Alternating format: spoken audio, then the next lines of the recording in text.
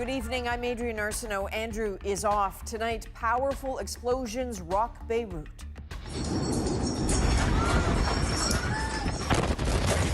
Dozens killed instantly. Hospitals overwhelmed with the injured. The damage described as catastrophic. You almost felt death. You were thrown and you were almost like breathless. The horror on the ground and a hazardous material that seems to have sparked it all.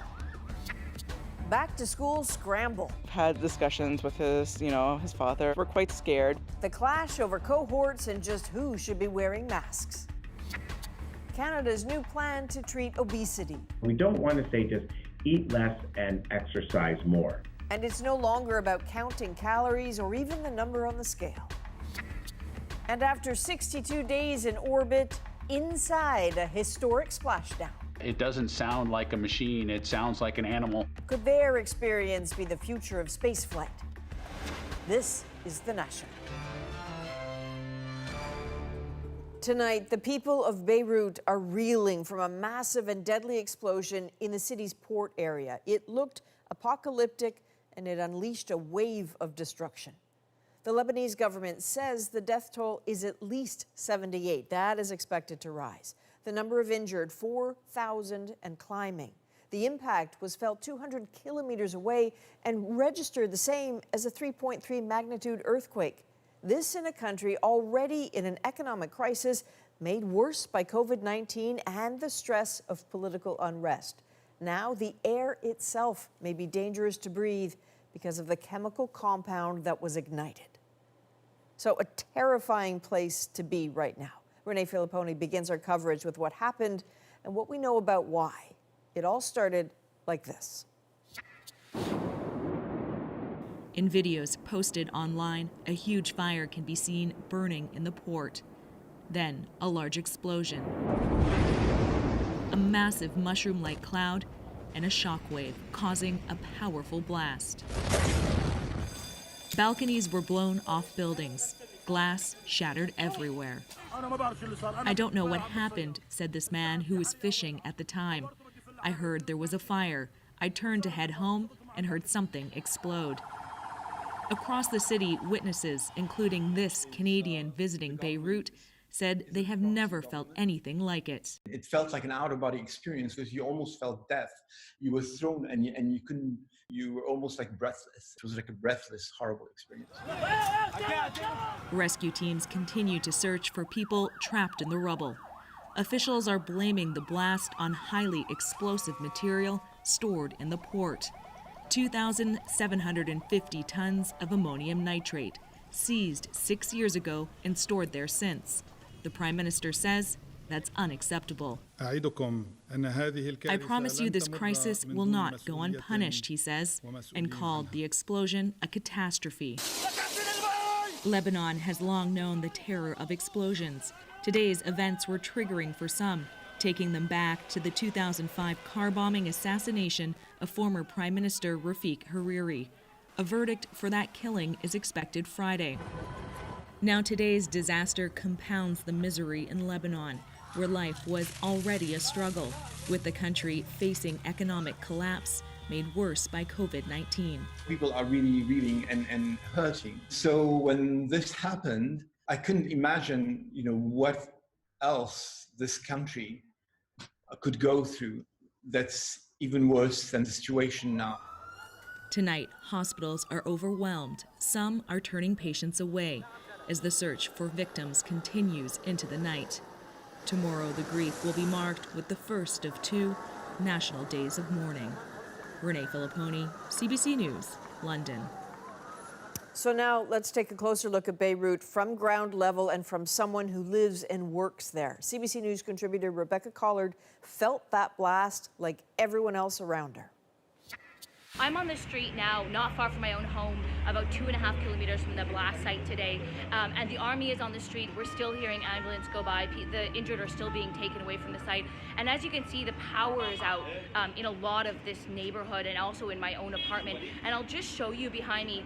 This is a building that does have power, but you can see the whole front entrance has been completely smashed out. And that's what a lot of the buildings, most of the buildings in this neighborhood look like this far from the blast site.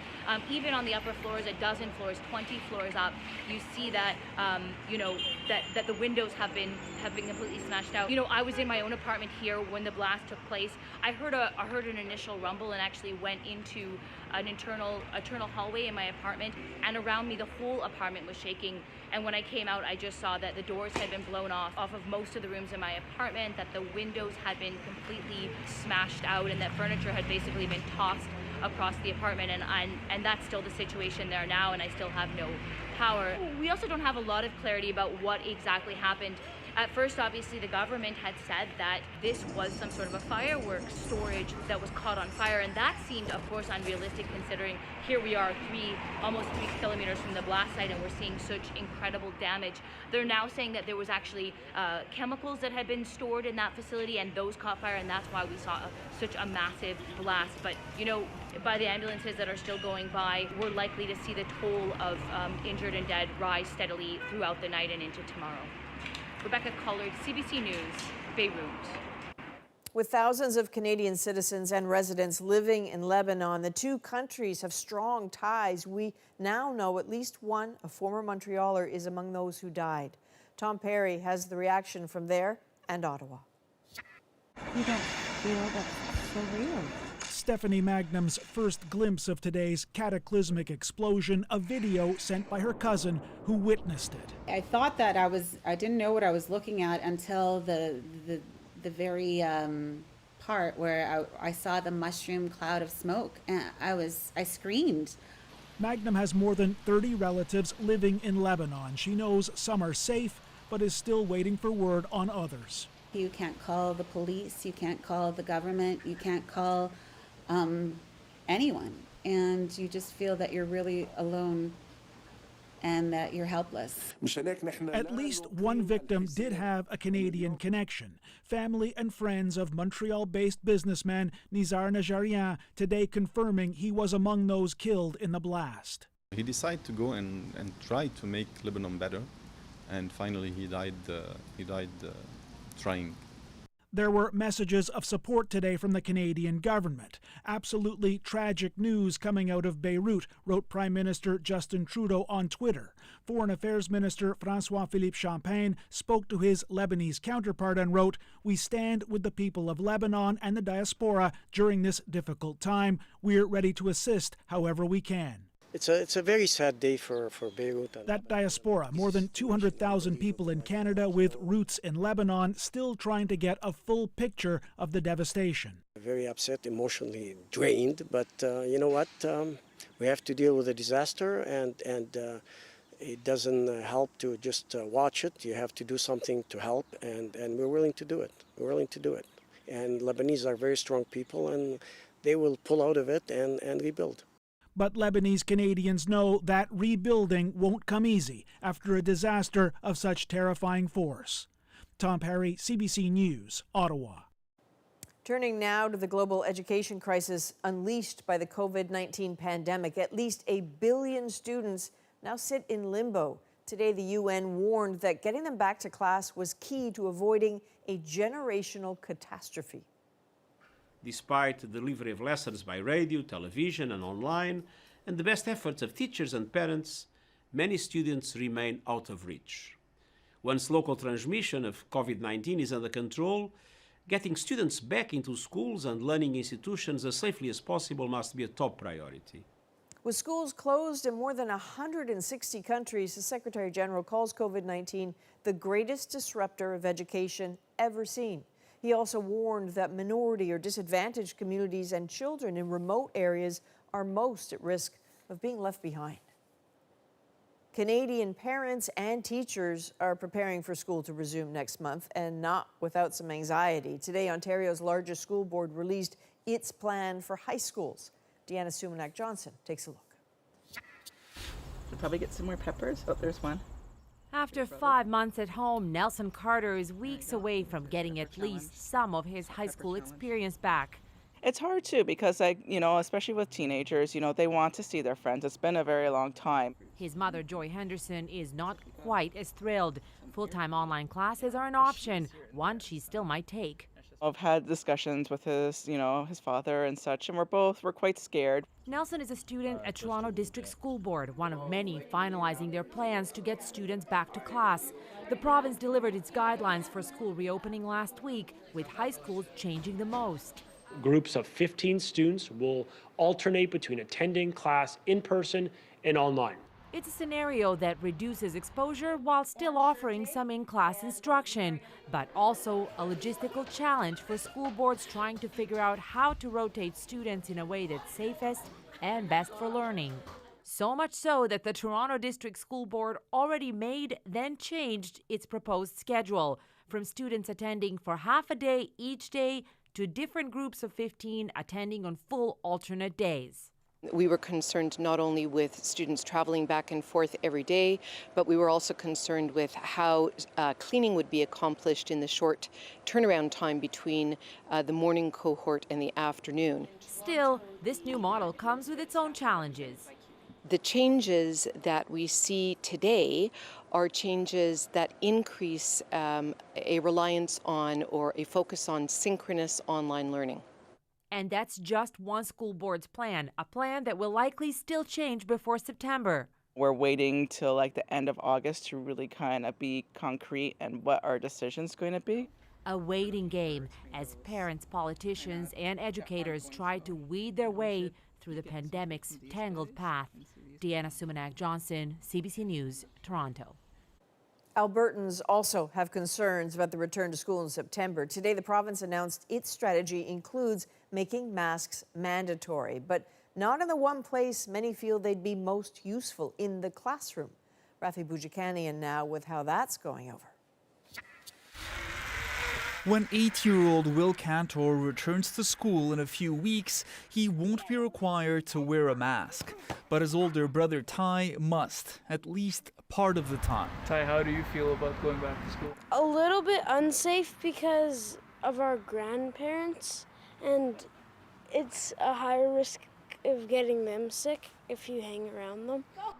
Their mom is also worried about Will's asthma, which could make him more susceptible to COVID-19 than others. Where I would like to see everyone having a mask, and maybe if they feel that the younger kids won't wear them, then shields or screens in between them. Until this morning, the Alberta government was not going to mandate masks at all, just physical distancing and more cleaning.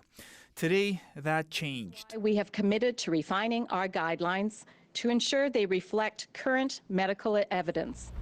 That revision includes supplying all public school students and staff with 2 washable masks and hundreds of thousands of liters of hand sanitizer. The masks will only be mandatory in common areas and if you can't keep a 2-meter distance for those who are 10 or older. But there is still no cap on class sizes. So we've talked about different options for arranging desks so that students are not facing each other. Not good enough for one school board in Edmonton, which warns some of its classes have up to 40 students. We need to go just a little bit further. Because we're not able to physically distance, we will be requiring students to wear masks when they are in classrooms. Terry Cantor's kids are part of a different division, but she'll be doing the same. If you're going to make one kid do it, make them all do it. Cantor says she hopes the coming year can be as normal as possible. Rafi Boudjikanian, CBC News, Edmonton. Saskatchewan will also send students back to school full-time without major changes in the classroom, at least for now. The key to this is to ensure that students return to school in as normal a situation as possible. We want to ensure that students are subject to resocialization with their friends, mental health challenges as a result of not being in school. So no mandatory masks or smaller class sizes, though the province says it's buying extra masks just in case and is open to introducing cohorts or some remote learning. But officials say that would all be a last resort. In BC, there's growing concern about flights arriving with infected passengers, and the province's medical officer of health says airlines are not doing enough. Dr. Bonnie Henry wants them to cooperate with contact tracing. But as Susanna De Silva tells us, the airlines insist they are helping. 4 months into the pandemic, and BC's provincial health officer is still surprised by how little contact information airlines provide when someone tests positive on board. It would shock you to see what we get from the airlines when we request a flight manifest. Bonnie Henry says once the travel restrictions and mandatory quarantines came into place, they stopped trying to contact everyone who may have been exposed on a flight. But that is changing as more people begin to travel. The information is being collected for a different purpose. And when we need that information to find out who's around, all they know is it's somebody who paid $66 for that seat. In the last 2 weeks, there have been positive cases on 7 flights in BC, 34 across the country. And Dr. Henry says it often takes days to get the details they need. But WestJet and Air Canada refute that. Air Canada saying they are baffled by her concerns that all information and manifests are provided to any Canadian health authority upon request within 24 hours as part of a well-prescribed process for all infectious disease management. That they and other major airlines have reached out to Dr. Bonnie Henry's office on multiple occasions to discuss any concerns she may have, and they have so far refused to get back to us. And the people who do the contact tracing are saying the information is inadequate. So people can judge whether whose position is more important. I think it's the people that do the contact tracing. Canada's top doctor stresses there hasn't been a case of transmission on a flight, but that contact tracing is a priority. I do think there's an opportunity going forward to maybe look at that in a new concerted way. Transport Canada says flight manifests limit information for privacy reasons. The agency says it's working with the provinces to strengthen contact tracing. Susanna De Silva, CBC News, Vancouver. Toronto-based Porter Airlines has delayed its return to flight until October. The carrier was slated to take off at the end of this month. It blames travel restrictions and the extended closure of the Canada-US border. Porter is waiving change and cancellation fees. The airline suspended operations in March because, of course, of the pandemic. A Norwegian cruise ship has suspended its operations again over COVID. Today, the outbreak on board the MS Roald Amundsen reached 43 cases. As Kayla Hounsell tells us, the impact of that could devastate an already hurting industry and the local businesses that rely on it.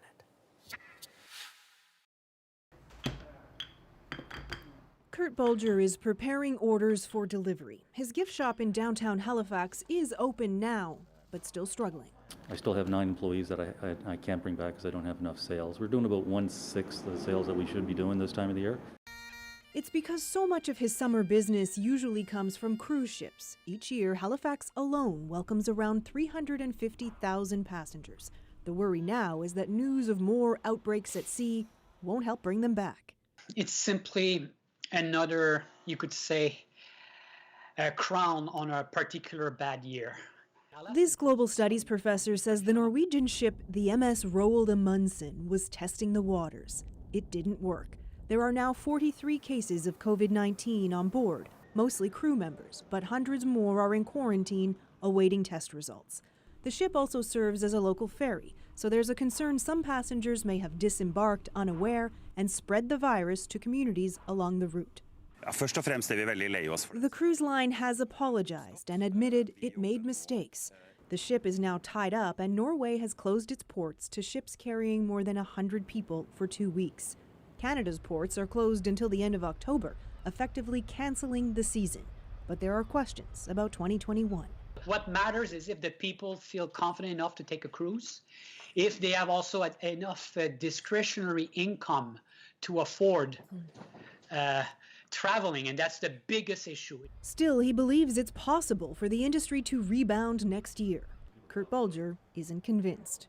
Unfortunately, I fear that that part of the industry may be broken for a long time, if not forever. Bad news for business owners who, like the cruise industry, are just trying to stay afloat. Kayla Hounsell, CBC News, Halifax. Canada's public health officer is optimistic about testing for the current batch of vaccines, but Dr. Theresa Tam insists that alone will not end this pandemic. We can't at this stage just put all of our focus on in the hopes that this is the silver bullet solution. Tam says people still need to practice protective measures like mask wearing, physical distancing, and hand washing. Over the past 7 days, Canada has seen an average of 400 new cases per day. That is down from nearly 500 at this point last week.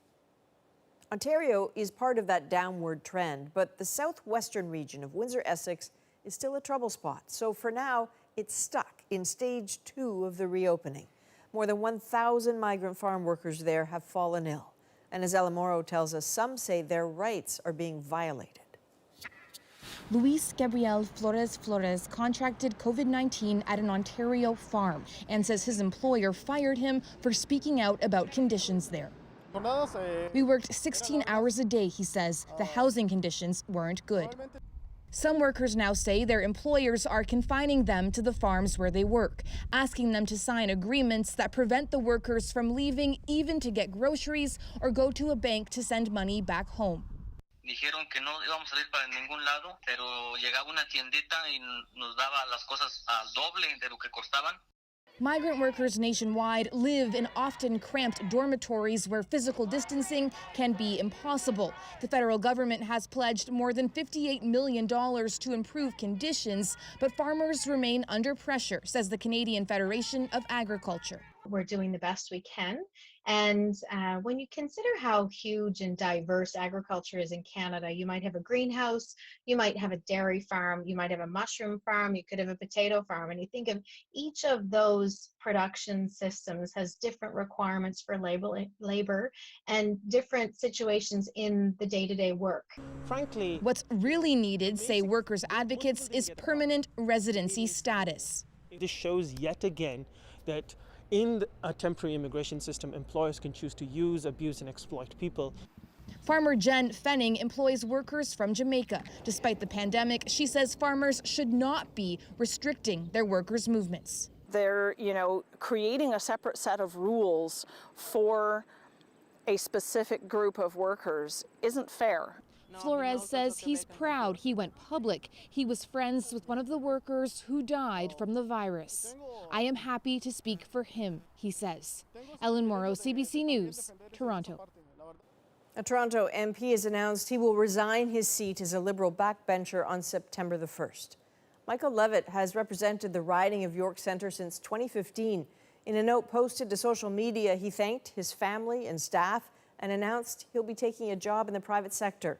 His resignation will trigger a by-election, the first to take place since the pandemic began. CBC News has learned hundreds of Canadians relying on CERB have had their identity stolen. I was like, uh-oh, I just had a feeling that this wasn't good. Next on The National, their benefits were denied and there's no easy fix. Going beyond counting calories, the call for a new approach to treating obesity. We're just not being treated with the same dignity and respect that other people have been for other chronic conditions.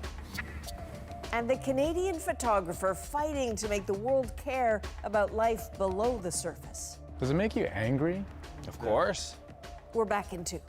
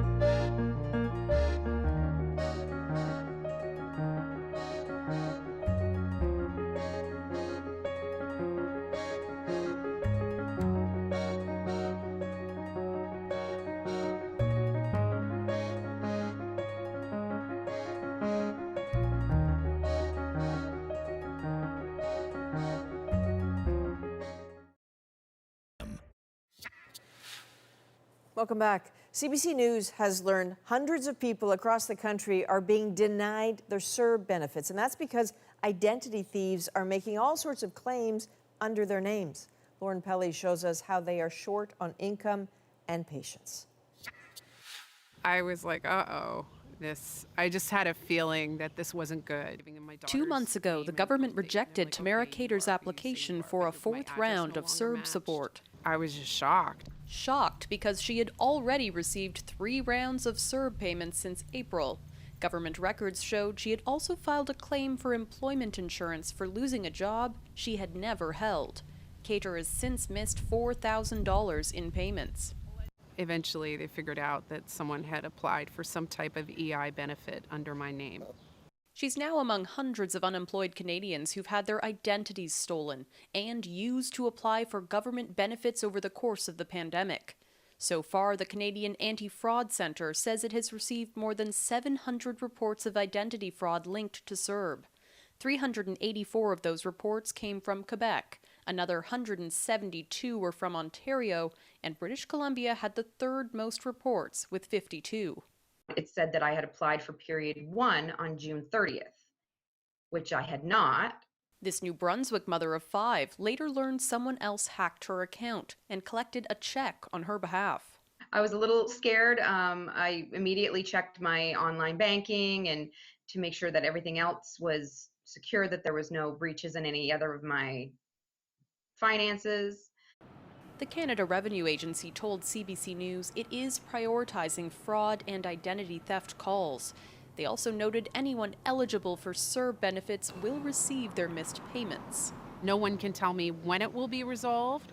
I've been able to borrow money from people to pay my rent, but that's also an uncomfortable feeling when everybody's under stress.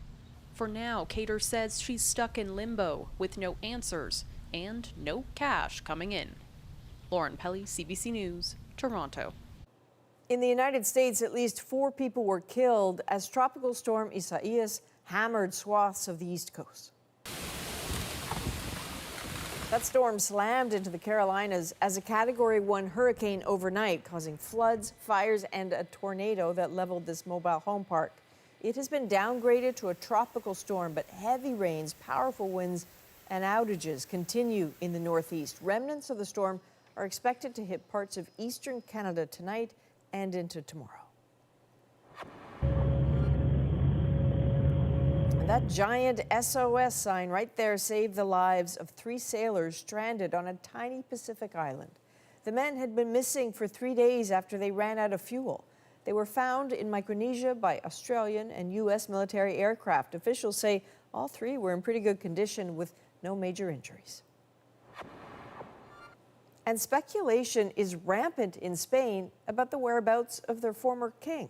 Juan Carlos shocked the country yesterday by announcing he was leaving, but gave no detail about his destination. The 82-year-old is the subject of a growing financial scandal that has sparked protests in recent weeks. Some reports suggest he's gone to the Dominican Republic, but that hasn't been confirmed. Next on The National, a Canadian photographer on a mission in the Bahamas. His stunning work captures life and death below the surface. He is driven to make a difference and make the world take note. And later, life after splashdown. We'll hear from 2 U.S. astronauts who returned to Earth this week after a historic and a pretty humbling mission.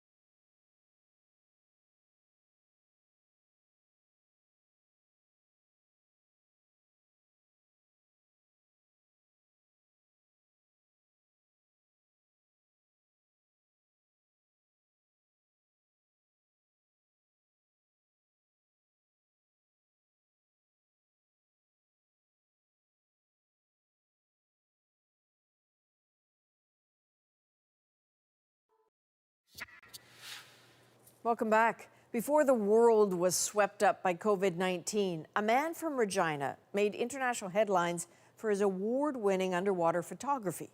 Shane Gross's work focuses on ocean life and the human impact on creatures most of us will never get to see up close. Andrew spoke with him in the Bahamas before the pandemic hit.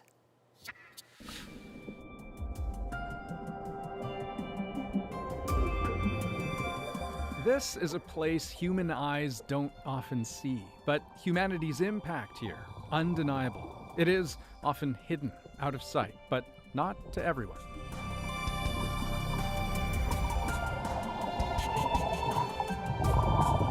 Shane Gross spends much of his time in a place where it's easy to feel unwelcome, but he thinks of it as home and one he shares. I try to tell long-form stories about the ocean. Sometimes it's a single frame, sometimes it's 10 or 15 pictures that try to tell a narrative story. We shouldn't have to defend why a certain species or animal deserves the right to exist on the planet. And by telling their story, by getting them out there, maybe some more people will care.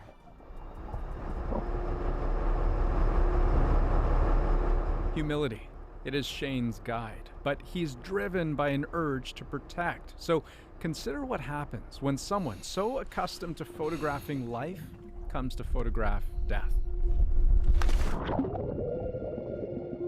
You know, I've spent a lot of time in the water with live turtles, and so it was depressing. There's a green turtle tangled in fishing line. To see the life in the eyes of a turtle, and then to see one where it's gone, I mean, its eyes had actually been eaten out by scavengers. That dead look, it was haunting, you know, to know that that animal was killed for no real reason. It was a complete waste. It would have suffered in its final moments. Turtles need to come up to the surface to breathe air, and so it would have been entangled in the line and tried to make it up to the surface to breathe, and it couldn't, and the turtle drowned, which must have been a horrible way to go as well. So it was emotional. Does it make you angry? Of course. I'm angry all the time. I'm angry when I look at a shoreline and I see plastic bottles and plastic bags, and anger in its raw form doesn't accomplish much. I try to use it as a motivation to try to inspire change. It's a photo that still haunts Shane, a powerful image of humanity's impact on our oceans, and one that's caught the world's attention. It won an International Photography Award. But Shane knows convincing people to take conservation seriously isn't going to happen by accident. It takes meticulous planning. When Shane prepares for a shoot, he's like a watchmaker. Every piece carefully cleaned, checked, and rechecked, no detail too small. Today, Shane's packing for a shoot at a secret location on a nearby island, and he's taking me with him. All right, so Shane, we're on Eleuthera Island in the Bahamas, but where specifically are we? Well, we're in South Eleuthera. That's Right. about as specific as I'd like to get. Why is that? Well, if a spot gets too well known, it can scare the wildlife. It could even bring poachers in to try to take the animals out. So we want to be very careful about giving away specific locations where wildlife is abundant. So how many people know about the spot that we're about to head to? Maybe a few researchers, a few local fishermen. That's about it. And it's just that way? Yeah, straight up the beach here. We got a little bit of a trek. As you can see, it's a little bit choppy, so it'll be a fun splashy trek. For this trip, Shane packs light. The shot he wants, clear as day in his head. It's a secluded spot where baby lemon sharks gather, away from predators and, importantly, from people. The first time I came here, photographically, was a disaster. The sharks, I thought they would just come right into the camera and be aggressive like people think sharks are, and they would not come in anywhere close enough to the camera. Today, we hope to have better luck. There's one right there. Oh yeah. Swimming away pretty quick. when the sharks first see us, they're pretty shy. So that's why we're seeing them come in within maybe a couple meters, and then they're going off to think or do whatever they do, and then hopefully they come back. How long could you spend out here waiting for the perfect shot? Oh, I have spent days. Two of my favorite pictures that I've ever taken were right here. One is, it was sunset, and I tilted my camera facing straight up to the surface. A big storm came over, and the setting sun lit up the clouds beautifully right behind a lemon shark that swam directly over top of my camera. At the time, I didn't have a remote trigger, so I used my toe to actually snap the picture. No kidding. But I got it, and yeah, I just love it. The moments you live for, you know. What are some of the other places like this around the area? Well, we're pretty lucky that we have some really beautiful places. And one place that I've spent a lot of time because it's just stunning, it's called the Sapphire Blue Hole. And it's some of the clearest water you can imagine, and some really unique wildlife lives in there. But now that's changed. So this is Sapphire Blue Hole. This is Sapphire Blue Hole. There is a whole ecosystem of life in there. Yeah, so there's a couple of key species that live in here that can't live in other ecosystems where there would be large predators. So this is a closed ecosystem, which makes it quite unique and really important for those two species, the red cave shrimp and the Bahamas cave fish, which is also known as the lucifuga. And how delicate is it to keep that balance? I mean, where are they getting their food from? Well, I think a lot of what they depend on is organic matter that falls into the blue hole from the surrounding trees. There's insects and the leaves themselves. I've seen the shrimp literally eating the leaves, and praying mantises and other insects that fall in. And so this place today looks different than from the last time you were here. Yeah, so just very recently, within the last couple of weeks, somebody had come and cut the trees around the perimeter down and put up this fence and... This fence wasn't here before? No. Little as 2 weeks ago, this fence wasn't here. And when you talk about trees being, like that's what I'm seeing there, the stumps? I'm stepping on one right now. There's tree stumps going 360 degrees around the blue hole. I don't know how much thought, if any, was given into what impact that's going to have on the animals. And the increase in tourist traffic could bring in unwanted chemicals like sunscreens, insect repellents, those kinds of things, which may also have a negative effect on it. The reason Shane brought me here wasn't just to show me how the area has changed, but also to show me a photograph he took not all that long ago that he can never take again. And the picture I was looking for was one that showed that relationship between the fish and its environment. So the fish in the foreground and in the background was showing the opening of the blue hole with those trees overhanging the blue hole. But it's extremely fragile. You can see how small it is. Any small change could be catastrophic for the animals that live in there.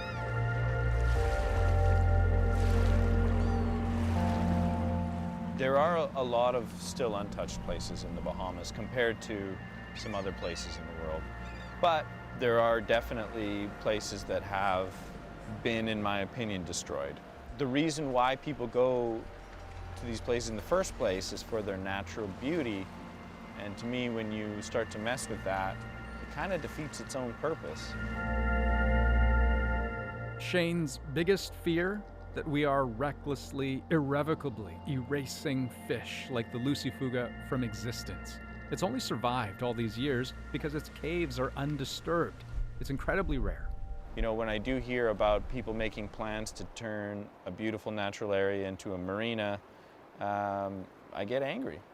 And, you know, we shouldn't have to, defend a species' right to survive on our planet. They should have that right inherently.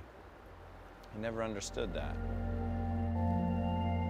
It's lonely work, but with each photograph he takes, Shane is driven to make a difference.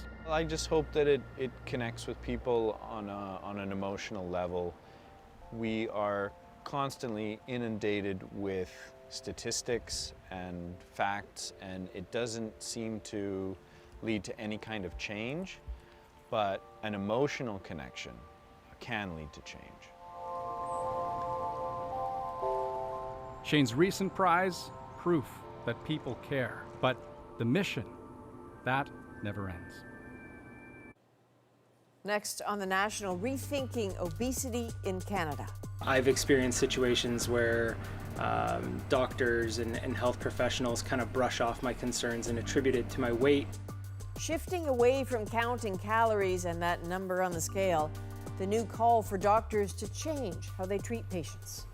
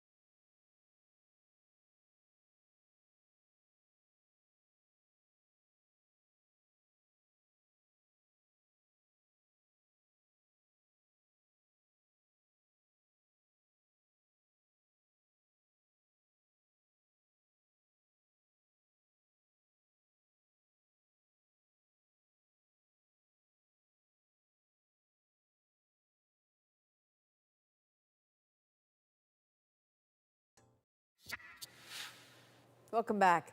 A majority of adult Canadians are either overweight or obese, a condition that can lead to serious health challenges. So now doctors are making a major shift in how they treat obese patients. And as Thomas Degler reports, it's about a lot more than just the number on that scale. Everyone knows healthy habits like riding a bike can help fight obesity, but there's much more to it than that. Lisa Schaefer knows it's complicated. Her doctors didn't always agree. They further just stigmatized the issue and really made me feel like it was up to me and it was still about willpower and moving more and eating less, which we now know is not the truth. New guidelines published in the Canadian Medical Association Journal urge doctors to move beyond simplistic approaches of eat less, move more, and address the root drivers of obesity. The guidelines were written by more than 60 experts. Dr. Sean Wharton is one of the lead authors. We need to know the biology from the physiology that will help us to dictate how we can get the weight down and to keep it going. And we now know a lot more of that. And that's not the only big change. Obesity shouldn't be diagnosed with simple numbers like someone's waist size or their body mass index. It's caused by factors beyond food, from genetics to surroundings. And the stigma that comes with obesity needs to be tackled too. I've experienced situations where doctors and health professionals kind of brush off my concerns and attribute it to my weight rather than actually addressing the concerns. Roughly 2 million Canadian adults are considered severely obese, a condition that's said to worsen symptoms of COVID-19. A healthy diet is still recommended, but so are mental health techniques and sometimes prescription drugs or bariatric surgery. It doesn't help when we use tactics like judging, humiliation, or embarrassment. There may be a more complex array of treatment options, but basics like regular exercise still go a long way. Thomas Daigle, CBC News, Toronto. Next on the National, reflections on a historic space mission. The world watched their splashdown. Now hear what it was like to fall back to Earth and the astronauts inside the capsule.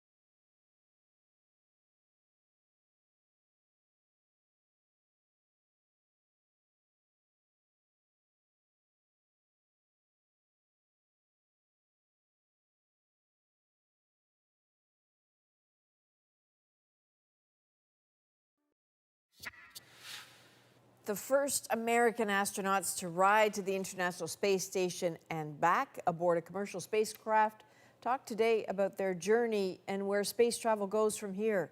Paul Hunter has more on their space odyssey. There was a time not too long ago that we all thought maybe by, say, 2001, space travel on a privately owned spacecraft, maybe Pan Am, would be almost run-of-the-mill. Well, didn't quite work out that way. But we are visual on 4 shoots out. When the SpaceX Dragon capsule with 2 U.S. astronauts on board came back to Earth on Sunday, splashdown. It made history. As it bobbed in the waters off the coast of Florida, it marked the end of the first U.S. mission sending people into orbit on a private spacecraft. In so doing, billionaire Elon Musk, who owns SpaceX, has underlined, the age of private space travel may finally be upon us. I think for both of us, it still feels pretty surreal, and I know that's a little bit overused, but I don't know how else to describe it. Today, the 2 astronauts on board, both NASA veterans, said the whole thing went off without a hitch. Green hook is closed and locked. 62 days in orbit, getting some work done on the space station and then getting themselves back home. Separation confirmed. And what a ride that was, they said. Clouds rushing by ever faster, and the sound, they said, it came alive. The atmosphere starts to make noise. It doesn't sound like a machine. It sounds like an animal coming through the atmosphere with all that, all the puffs that are happening from the thrusters. But for astronauts, in a sense, run-of-the-mill. SpaceX now eyes regular missions to orbit and then maybe that dream of sending non-astronauts up there. If so, said the only 2 to have done it on a SpaceX so far. It's an outstanding vehicle, and they should be excited to fly on board to get that experience if they're lucky enough to do it. Says SpaceX, maybe next year. Paul Hunter, CBC News, Washington. Next on The National, a final farewell after 65 years in the biz. This Moncton barber hangs up his clippers for the last time. Our moment is next.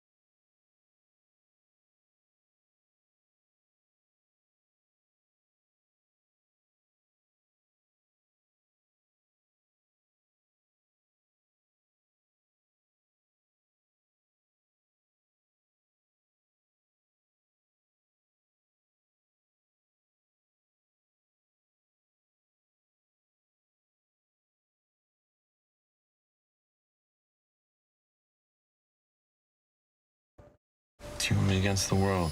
Mayday, I think something has happened to my husband. Maggie, you need to tell me everything. The Sounds, this fall on CBC and CBC Gem. Donato Di Donato has been a barber for the last 65 years, a fixture in Moncton. He's now 80 years old and has decided, it's time to retire. He started his career at 15 in Italy before ending up in New Brunswick. His last day after a long, storied career is our moment. Well, today I have a lot of my old friends coming to say me good wish, you know what I mean, for my retirement. I started in 1955 in Italy. I used to go to school in the morning, and I take a barber course in the afternoon. I stay in Moncton for 55 years. I come into Moncton in August the 14th, 1965. A good customer. Thank you very much for everything. Merci beaucoup. A nice, cleaner business. We will enjoy every day to come to work. And I like the people, and the people like me. I'm very proud of my family, and I'm proud to be grandpa. Oh, yes. Thank you very much for the people in Moncton to support me for so many years. And thank you, Donato. So who were those clients the last days? There was a man who was 99 years old, Donato's grandsons and son, and he said the key to being successful for all those years is realizing that in barbering, what's old is eventually new again. That is a national for August 4th. Good night and congrats.